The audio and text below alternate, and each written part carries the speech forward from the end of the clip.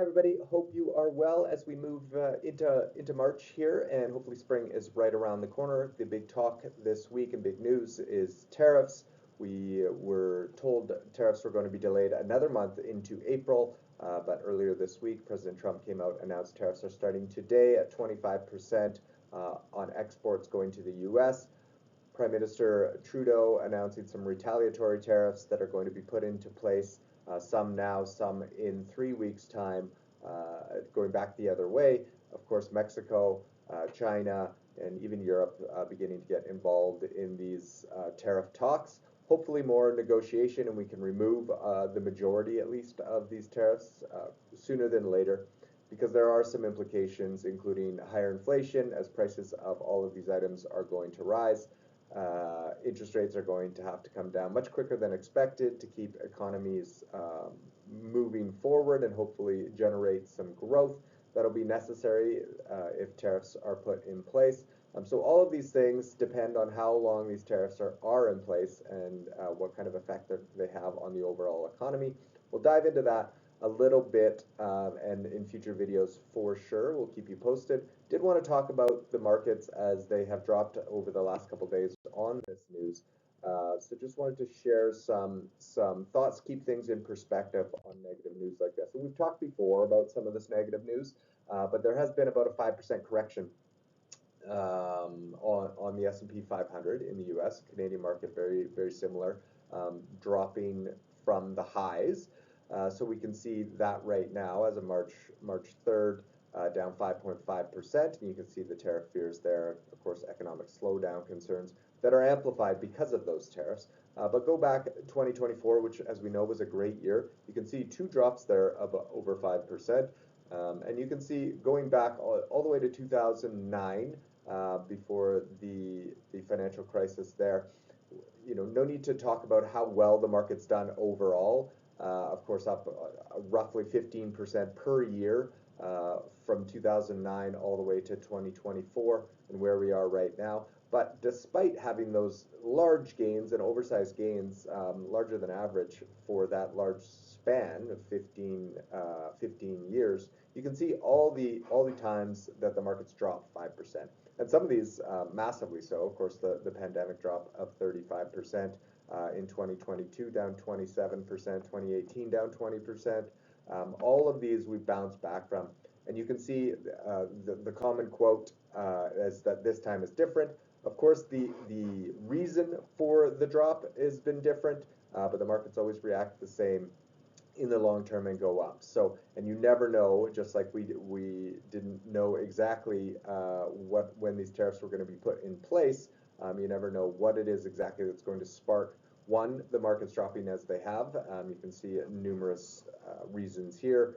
And two, why those markets might turn around or when those markets might turn around. Of course, some negotiations or an announcement that the tariffs are going to be pulled would likely send the markets back up. But we don't know when that is going to be. So keep it in mind that we've had numerous 5% corrections, some of those much worse than that over the last 15 years, and the market average has been very strong through that. So keep it in mind as we kind of go through and wade through this tariff talk and the negativity that we're seeing right now. Keeping in mind that this year is different with the tariff talks happening as we speak.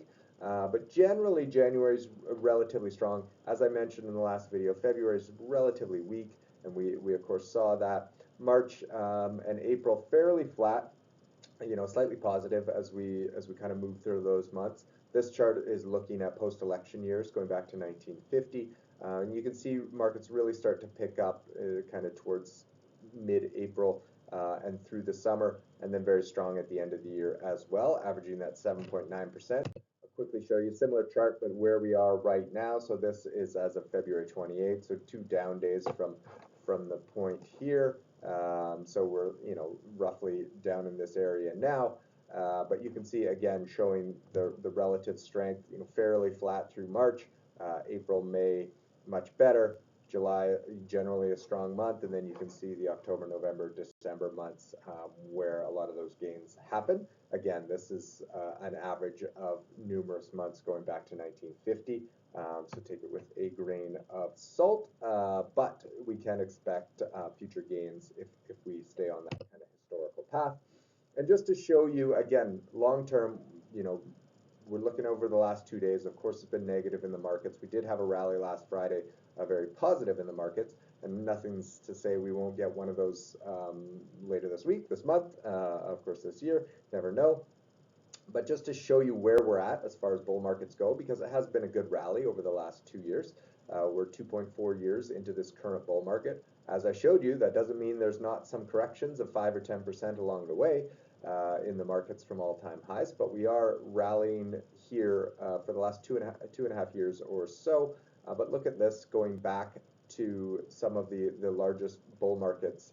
For year 3 of a bull market, it can be choppy. If you look in this box here, you can see a lot of these bull markets went sideways before they continued back up again, and you can see the average of these bull markets once they get past year 2.